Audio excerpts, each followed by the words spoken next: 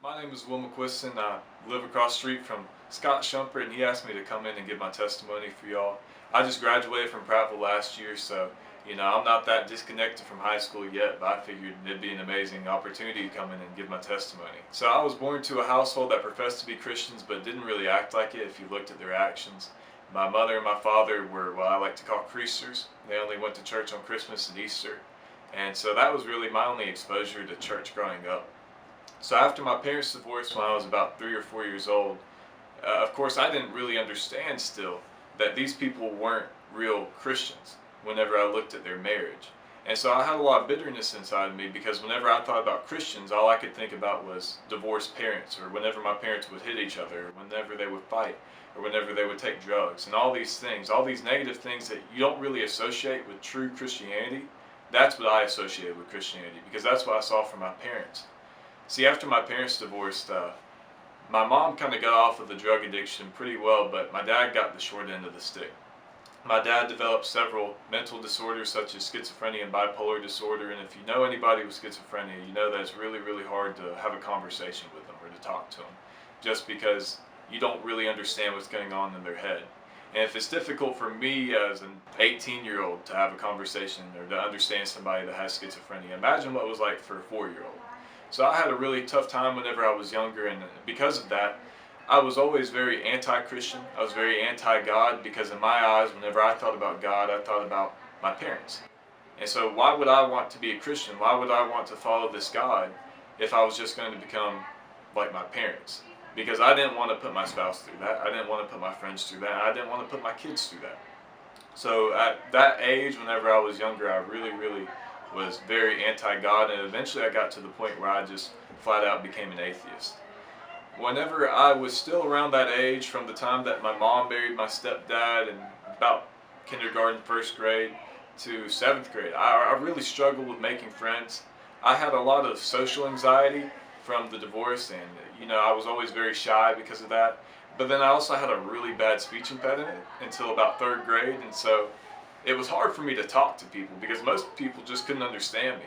And so with that combined with my social anxiety, I didn't have many friends until about seventh grade. I hit my growth spike really early on, so I eventually picked up football in the seventh grade. Of course, if I'm a 6 foot football player in seventh grade, of course I'm going to be dominant on the field. And so I made a bunch of friends through that, and that was kind of my avenue for getting into different friend groups. And I was pretty open with the fact that I was an atheist. I wouldn't say that it was well known, but it definitely wasn't a secret. But I was smart enough to always defend it. If I'm being honest, I took pride in that. It really started to culminate in seventh grade, all of my problems.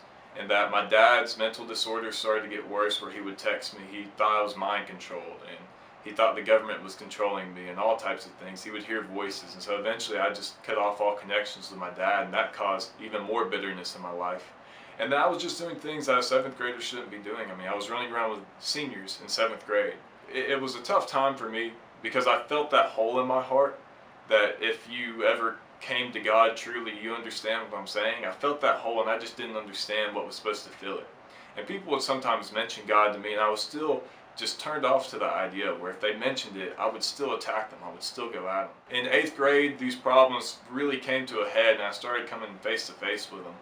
And eventually, we had a group chat for football, of course, and eventually we started talking about our faith one day. And me being an atheist, of course, everybody's going to gang up on me. So, I had these people that I saw as like my best friends, like throwing insults at me, telling me, oh, you're going to hell, oh, you're an awful person, oh, you're going to burn, all these types of things. And they might not be wrong at the time, but it wasn't anything that I wanted to hear as an atheist. And so I got really mad, and again, I just shut myself off to everybody.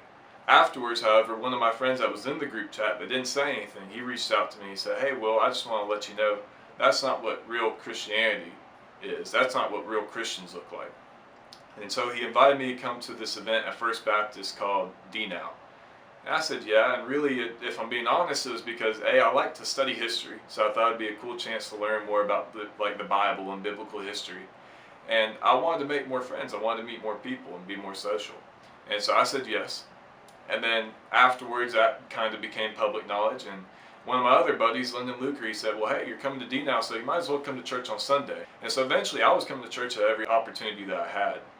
And I still didn't really believe in it. Eventually, after a few months, I started to realize that that hole that I was always trying to fill with chasing these seniors and going around with them or doing all the things that I really wasn't supposed to be doing, I started to realize that that hole was meant for God, and it was a hole that only He could fill.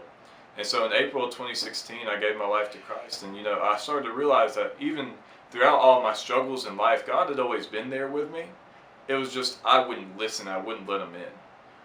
And so at that point, I was kind of able to look back and take a real reflection of everything that I had been through. Look at my parents' first divorce, and how even though both of my parents were in rehab, I still had a place to take care of me. I still lived with my grandparents.